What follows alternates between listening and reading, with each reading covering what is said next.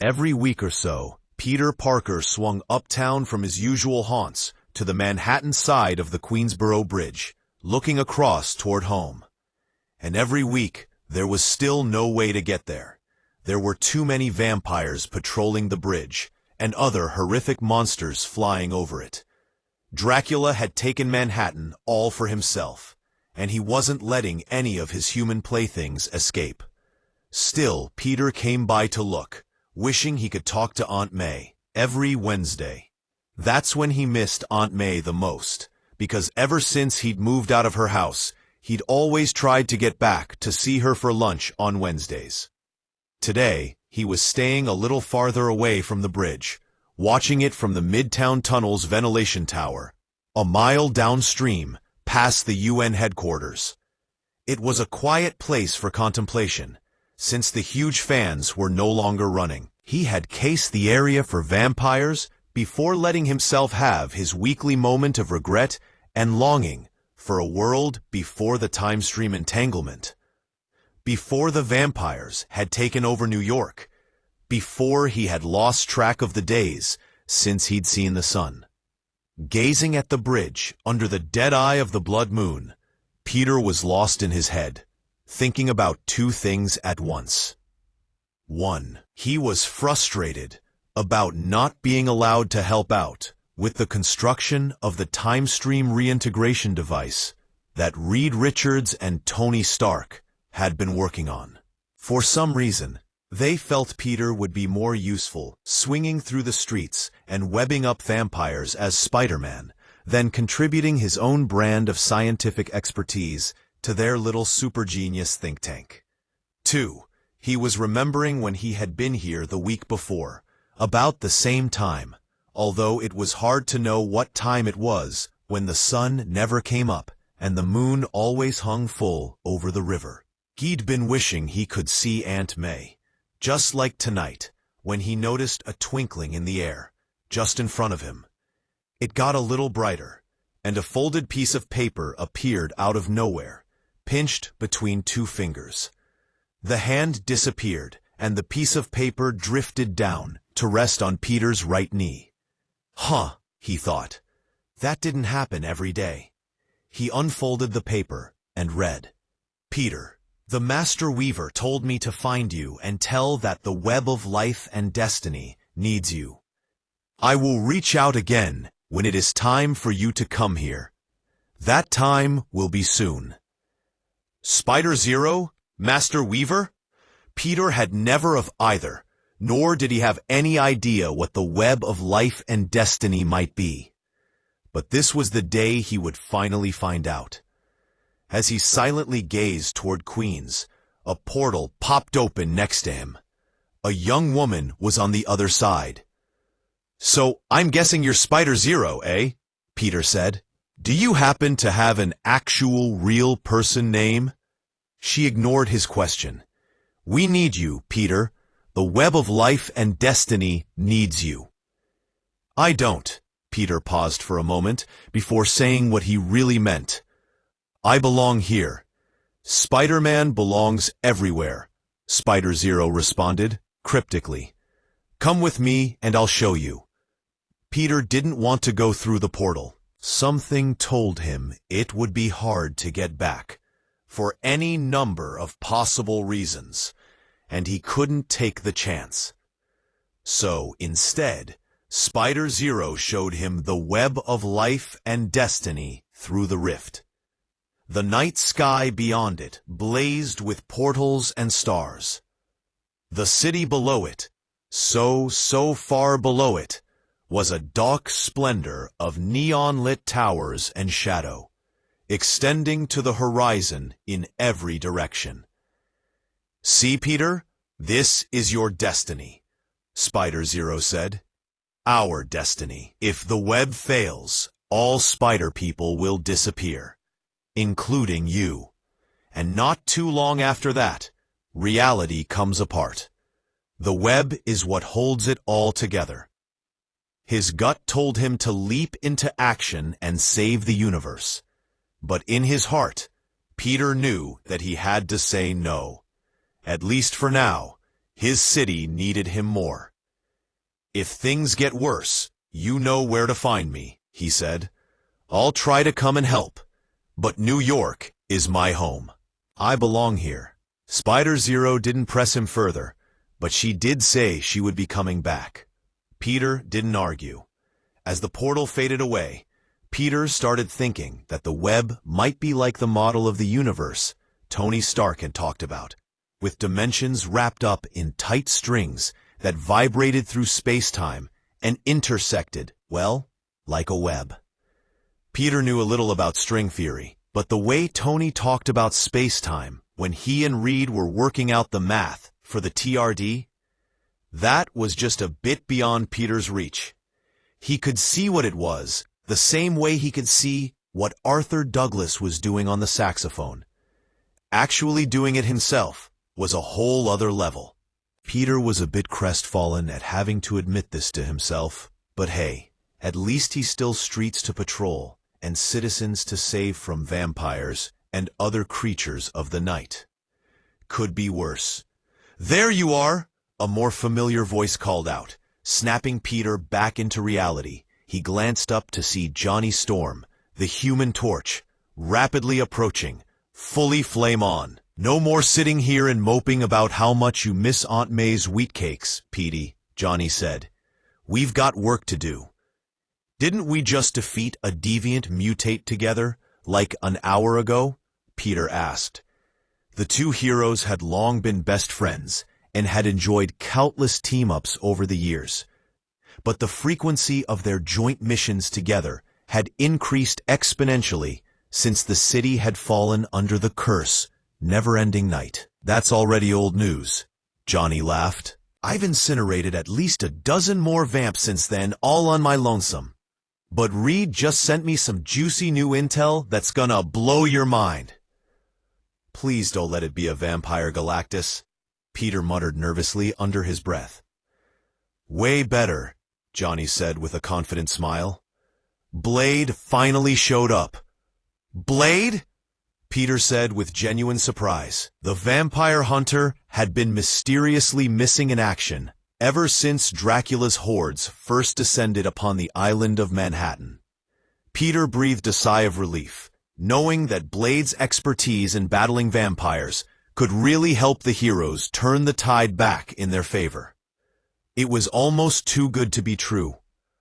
"Squirrel Girl's crew claims to have seen him in Central Park 20 minutes ago," Johnny continued, beginning to fly toward the center of the city. "We have to find him before you-know-who does." Peter immediately leapt from his perch, spinning a strand of webbing and swinging after the Human Torch. Johnny was moving fast, but Peter could easily follow the trail of flame that his friend left in the air behind him. As the duo descended to the southeast corner of Central Park, they couldn't believe their eyes.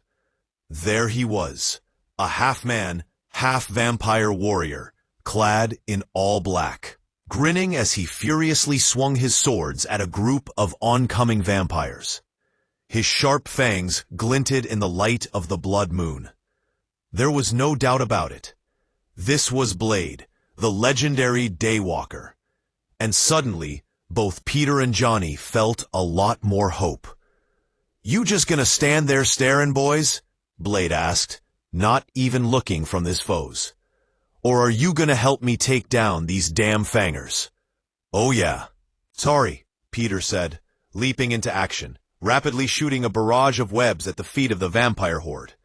"I just don't think either of us expected to see you here." "You and me both," Blade mused. "Been on a secret recon mission, trying to figure out how the hell Dracula made New York his new turf." "Any luck?" Johnny asked. "Found a few leads," Blade said, his tone instantly becoming much more serious, but they all sounded a bit hard to believe. Peter worried that fact alone would make his friend Dracula's most wanted. See, even though the city was shrouded in darkness for the moment, Dracula had to know that his little ploy wouldn't last forever. If he could use this opportunity to find a more permanent solution to his brood's limitations.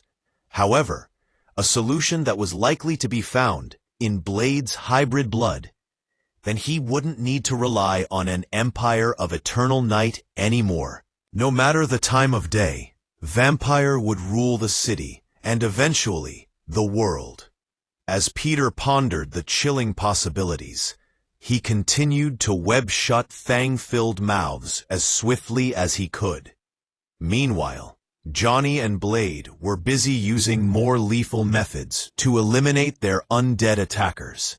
Johnny unleashed powerful bursts of superheated plasma to incinerate the vampire soldiers, while Blade effortlessly sliced his foes into bits with his swords. Peter tried not to throw up in his mask, both from the sight and the smell.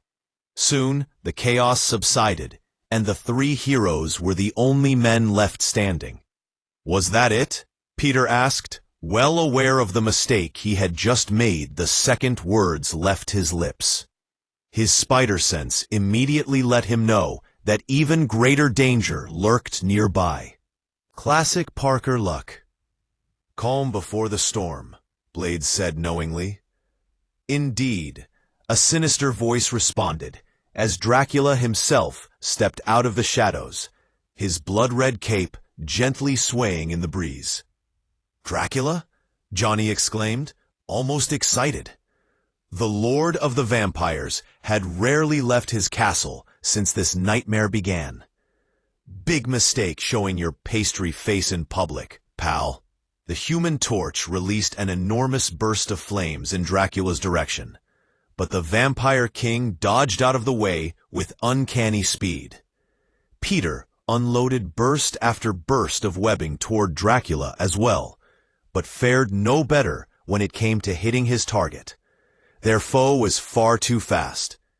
Takes a vamp to beat a vamp, Blade said, raising both of his swords as he pushed between his new allies and lunged at Dracula. You speak true, Dracula responded as he unsheathed his two ornate swords and met Blade in combat. And since you are only half a vampire, it is clear who shall claim victory. Sparks flew as metal clashed.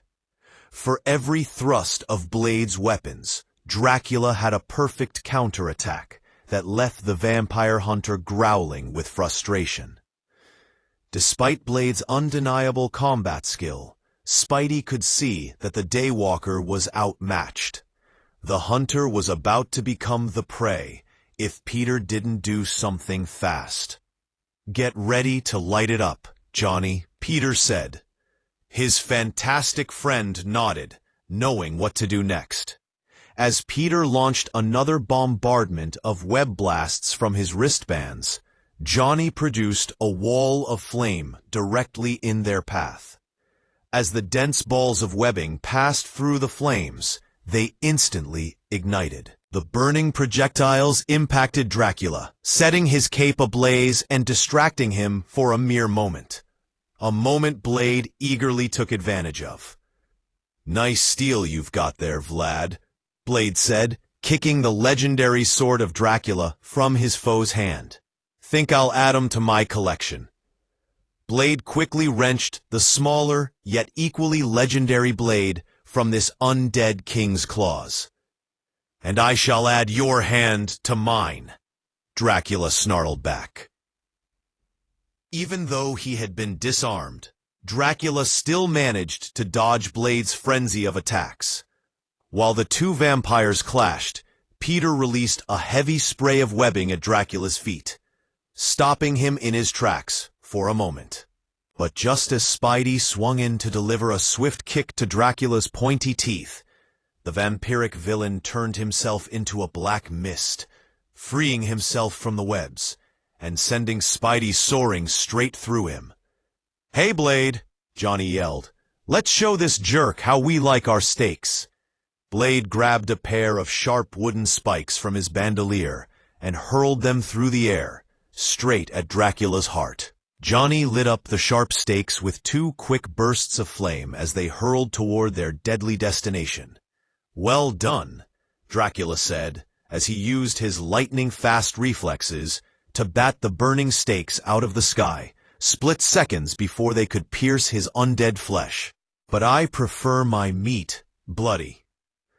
Dracula suddenly turned his attention back to Peter, leaping through the air and clutching the hero by the throat. "And you will make the perfect appetizer," Dracula growled, lifting Peter into the air with one hand. Peter squirmed to break free from the vampire's grip, but to no avail. Peter could feel Dracula's fingers tightening around his larynx. For once, the amazing Spider-Man was truly speechless. His vision began to cloud with darkness as he gasped for air. Dracula leaned in, his fangs ready to sink into the sinew of Peter's neck. "You don't want him," Blade said, slicing Dracula from behind with his sword. Dracula loosened his hold, and Peter slumped to the ground, gasping. "It's me you're after." Everything that happened after that was a blur. Peter tried to get back on his feet and back in the game, but he quickly realized that he never stood a chance against Dracula, even with Blade and the Human Torch on his side. The Lord of the Vampires attacked Peter's friends ferociously, turning himself a giant dragon-like bat and using a flap of his massive wings to extinguish the Human Torch's flames, knocking Johnny unconscious in the process. All Peter could do was watch helplessly as Dracula's monstrous form swooped down and grabbed Blade in his claws, lifting the vampire hunter into the air. Despite his efforts, Blade couldn't manage to break free from Dracula's grip. The hideous creature passed in front of the blood moon as he dragged his prey back to his castle, and the unspeakable horrors that waited within. As everything faded to black, Peter Parker wondered if maybe he should have gone through that portal after all.